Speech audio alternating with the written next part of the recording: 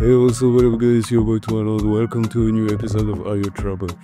Et dans cet épisode aujourd'hui, on va parler de Dadju et de Taïk. Dadju a annoncé la fin de sa carrière.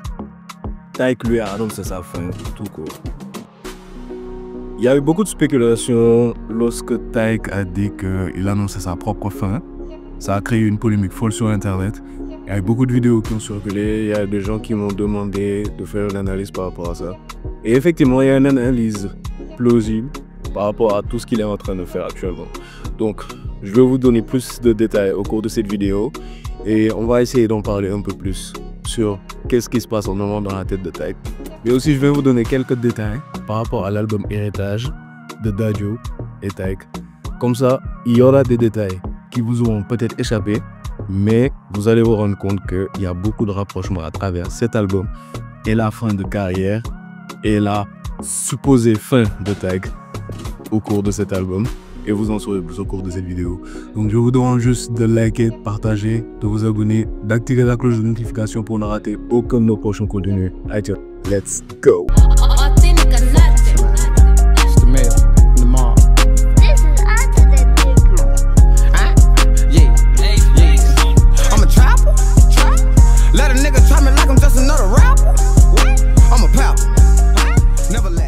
Bon, d'abord, moi, je vais commencer par Dadju. Donc, et je vais finir par Taïk. Dadju, il a commencé sa carrière depuis qu'il est gosse.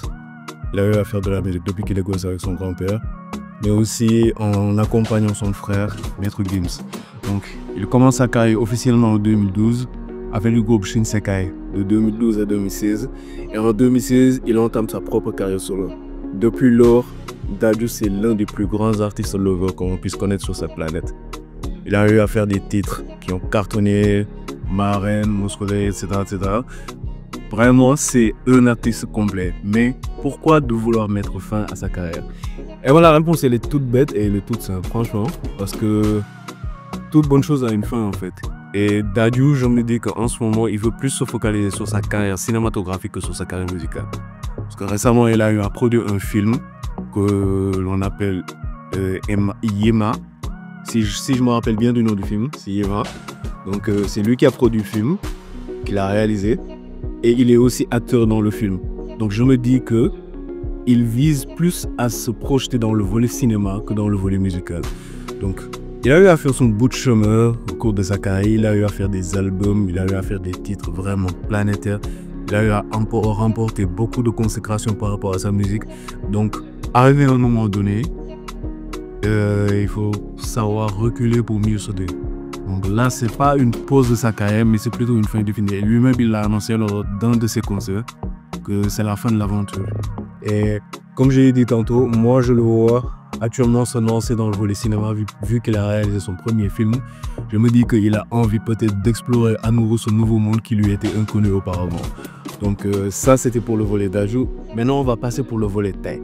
Pourquoi Taïk a dit qu'il veut Pourquoi Taïk a dit que c'est sa fin à lui? Il y a eu des spéculations du genre que Taïk disait que quand il aura 30 ans, il va mourir.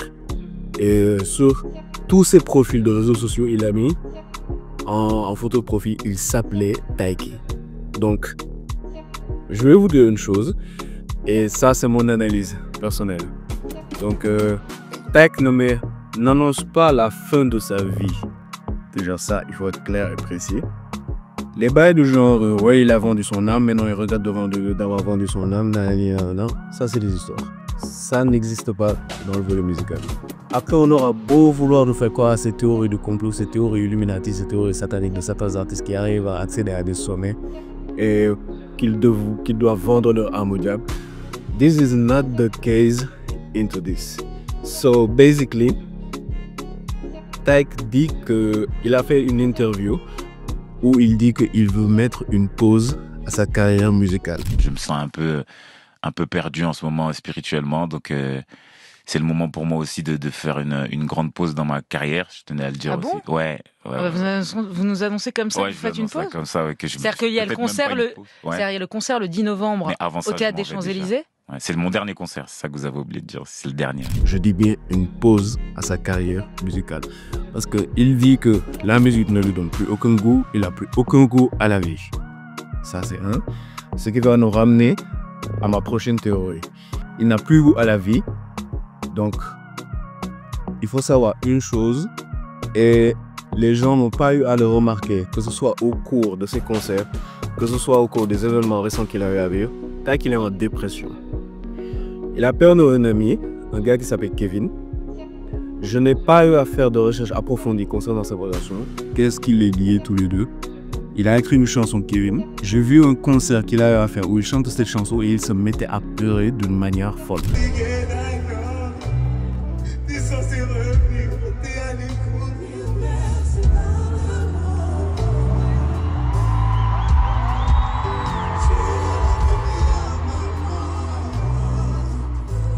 Les gens disaient que c'était du cinéma, que c'était du buzz, mais la voix et l'effet sonore ne trahissent pas en fait.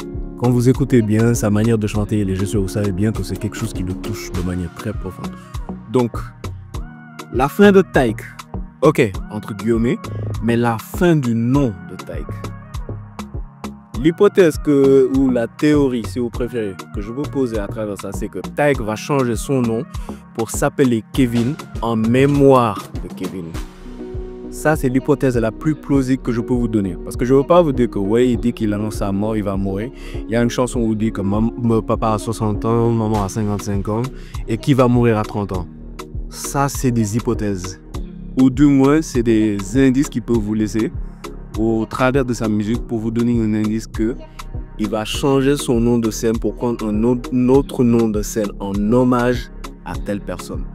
Et cette telle personne, c'est Kevin. Donc, les bails du genre, ouais, il va mettre fin à sa vie va se terminer, il va mourir. Jusqu'à preuve du contraire, personne ne peut connaître la date de sa mort. Personne, aucun être humain ne peut savoir quel jour il va mourir et quel jour... Personne ne sait de quoi demain est fait en fait.